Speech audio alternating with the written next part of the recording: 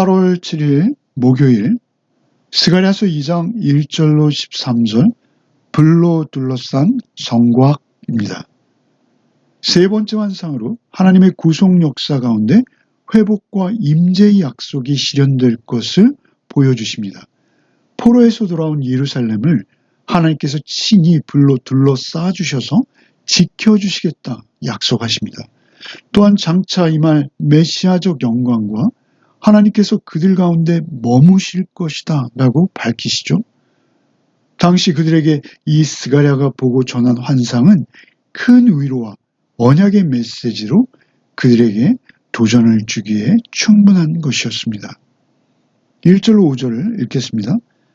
내가 또 눈을 들어본즉 한 사람이 측량줄을 그의 손에 잡았기로 내가 어디로 가느냐 물은즉 그가 내게 대답하되 예루살렘을 측량하여 그 너비와 길이를 보고자 하노라 하고 말할 때 내게 말하는 천사가 나가고 다른 천사가 나와서 그를 맞으며 이르되 너는 달려가서 그 소년에게 말하여 이르기를 예루살렘은 그 가운데 사람과 가축이 많으므로 성곽 없는 성읍이 될 것이라 하라.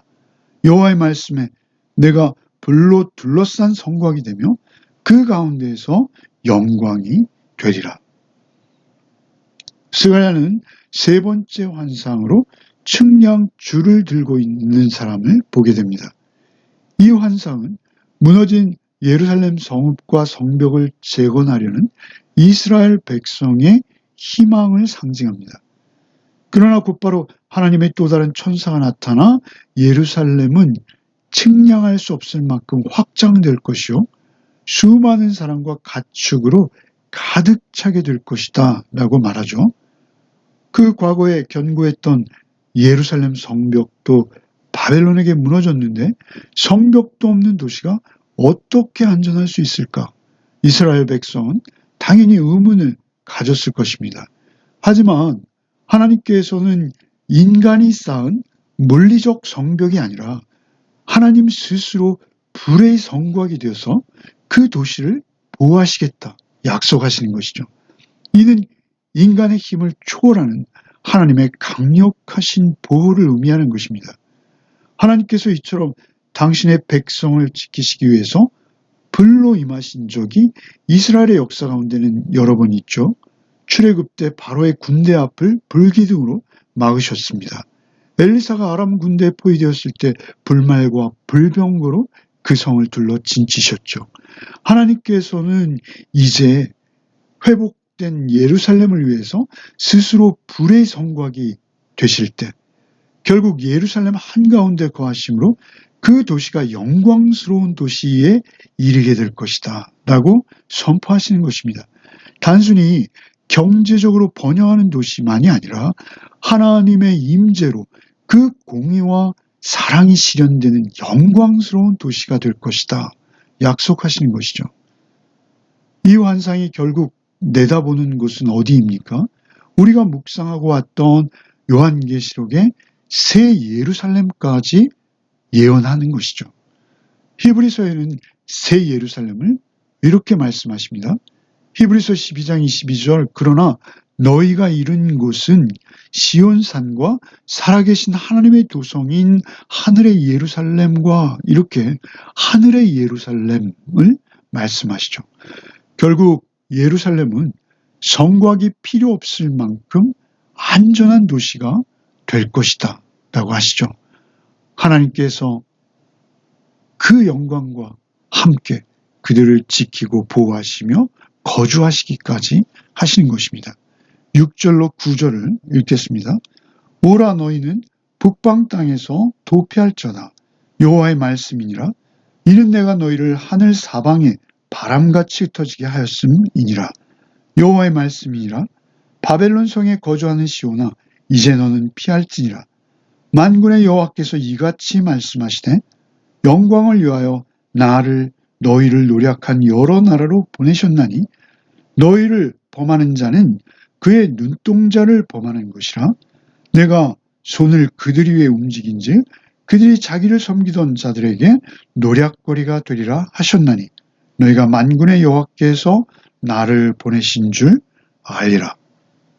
6절에서 이 환상에는 이스라엘 백성, 특히 북방 땅 바벨론에 있는 자들에게 고향으로 돌아오라라고 하나님께서 강력한 초청을 들려주십니다. 당시 유대인들 중 일부는 아주 여전히 바벨론에 남아 있었던 것이죠. 우리가 묵상했던 요한계시록에서도 바벨론으로 상징되는 악한 도시에 거하는 이스라엘 백성들이 있었습니다. 그들을 향해서 하나님 말씀하신 적이 있죠. 내 백성아 거기서 나와 그의 죄에 참여하지 말라. 그가 받을 재앙들을 받지 말라. 이렇게 말씀하신 것을 우리는 얼마 전에 묵상한 바 있습니다. 스가랴 선지를 통한 환상에서도 역시 바벨론에서 벗어나라 촉구하시는 것입니다. 하나님께서 임재하시는 성읍으로 돌아오라 말씀하시죠. 하나님의 백성이 세상의 죄악과 압제로부터 벗어나 거룩한 공동체로 회복되어야 한다라고 강조하시며 부르시고 계시는 것입니다. 오늘날 바벨론은 단순한 지명이 아닙니다. 세속의 체계, 우상적 가치관, 자기중심적인 삶을 상징하는 것이죠. 하나님께서는 이스라엘에게 단순한 회복만이 아니라 세속의 가치관과 우상을 신봉하며 쫓는 것으로부터 분리되어야 한다라고 강력하게 명령하시는 것입니다. 이어서 하나님께서는 이스라엘을 해치는 자들은 하나님의 눈동자를 해치는 것과 같다 말씀하시죠. 눈동자는 우리 몸에서 가장 예민하며 소중히 보호하는 부분이죠. 그런데 하나님의 눈을 해치는 것과 하나님의 백성을 해치는 것이 같다라고 하십니다. 얼마나 하나님께서 하나님의 백성을 소중히 여기시며 강력하게 보호하실 것을 생생하게 보여주는 표현인 것이죠. 하나님께서 내 눈동자와 같이 이스라엘을 해하는 자를 그 손을 움직여 징계하시겠다라고 하시는 것이죠. 이 성경의 다른 곳의 용례대로 하면 하나님께서 그 위에 손을 움직이신다라는 표현은 하나님께서 그를 공격하시거나 치시는 것을 의미합니다. 대적의 철저한 파멸을 의미하는 것이죠. 우리는 우리 자신을 볼 때 너무 초라해 보이고 심지어는 무가치하게 보일 때도 있습니다. 그러나 하나님께서는 우리를 그렇게 보지 않으십니다. 하나님께서는 우리를, 아니 나를 하나님의 눈동자처럼 여기십니다. 나, 우리 가정, 우리 교회, 우리 모든 성도 한 분 한 분을 하나님의 눈과 같이 보호하고 계십니다.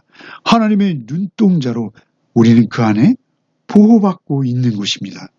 10절로 13절을 읽겠습니다. 여호와의 말씀에 시온에 따라 노래하고 기뻐하라. 이는 내가 와서 내 가운데 머물 것임이라. 그날에 많은 나라가 여호와께 속하여 내 백성이 될 것이요 나는 내 가운데 머물리라. 내가 만군의 여호와께서 나를 내게 보내신 줄 아리라. 여호와께서 장차 유다를 거룩한 땅에서 자기 소유를 삼으시고 다시 예루살렘을 택하시리니 모든 육체가 여호와 앞에서 잠잠할 것은 여호와께서 그의 거룩한 처소에서 일어나심이니라 하라 하더라. 하나님께서는 이스라엘 백성을 시온의 딸이라 부르시며 기뻐하라고 하십니다. 왜입니까? 내가 와서 내 가운데 머물겠다는 것이 이유이시죠. 특별히 11절에는 그날에 많은 나라가 여호와께 속하여 내 백성이 될 것이요 나는 내 가운데서 머물리라. 이렇게 반복해서 말씀하시죠. 이 구절은 특별히 메시아 시대 많은 나라가 여호와께 속하게 될 것이라 말씀하시는 것입니다. 그날에 많은 나라라고 지칭하시죠. 이것은 아브라함에게 언약하신 땅의 모든 족속이 너를 인하여 복을 얻을 것이니라 이 언약과 이어지고 있는 것입니다. 그렇게 신약 성경 첫 책 첫 페이지 마태복음 1장 1절에 아브라함과 다윗의 자손 예수 그리스도의 세계 이렇게 시작되고 있는 것이죠. 마태복음 1장에는 이어지는 족보에서도 당시로서는 도저히 예상할 수 없는 여인들의 이름들, 그것도 이방 여인들의 4명씩이나 왕들 사이사이에 나란히 기록되고 있는 것입니다. 특별히 여기서 그날이라고 하는 것은 우리가 잘 아는 여호와의 날을 축약한 표현입니다. 이것은 역사적 종말론적 의미를 가지고 있다라는 것이죠. 이어지는 13절에서는 모든 육체 곧 모든 사람들은 여호와께서 새로운 일을 행하시기 위해서 그 보좌에서 일어서는 모습 앞에 잠잠하라 라고 말하고 있습니다.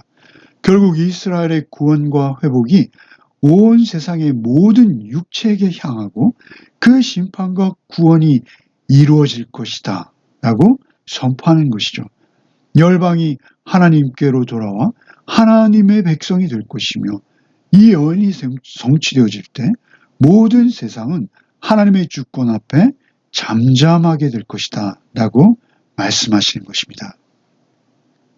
오늘 말씀은 우리에게 중요한 영적 교훈을 줍니다.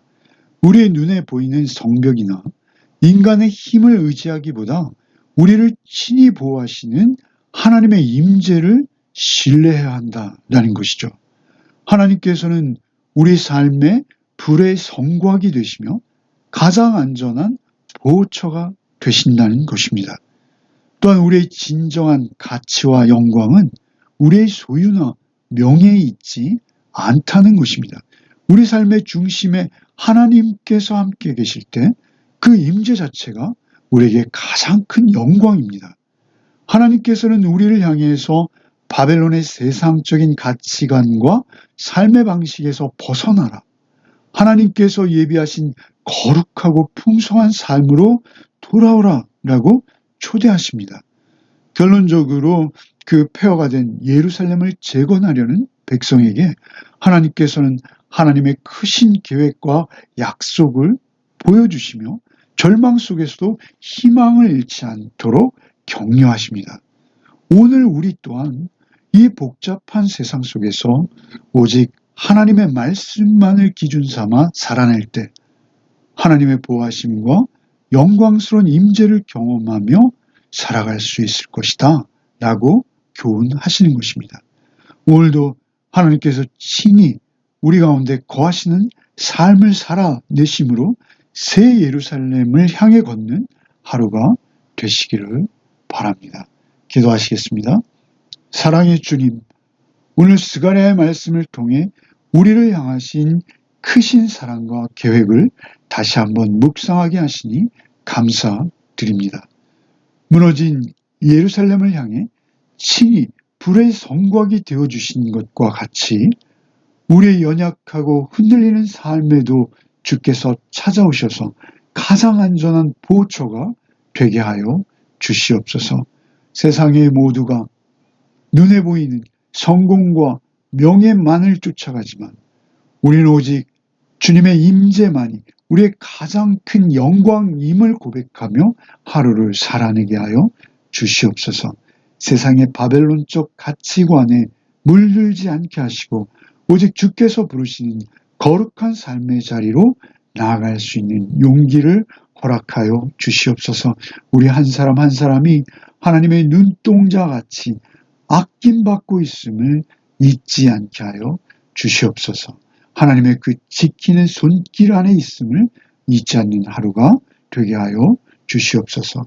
폐허 속에서도 희망을 잃지 않았던 이스라엘처럼 우리 또한 절망의 순간이 있을지라도 주의 말씀 붙들고 승리하게 하여 주시옵소서. 오늘 하루도 주께서 친히 우리의 삶 한가운데 거하시는 새 예루살렘을 향해 나가는 복된 하루가 되기를 소원하며 우리 구주 예수 그리스도 이름 받들어 기도하옵나이다. 아멘.